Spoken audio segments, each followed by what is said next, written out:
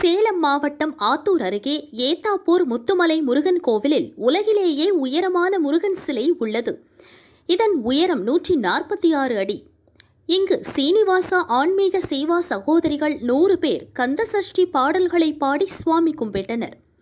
மூலவர் முத்துமலை முருகன் விபூதி காப்பு அலங்காரத்தில் பக்தர்களுக்கு காட்சியளித்தார். திரளான பக்தர்கள் இதில் பங்கேற்றனர்.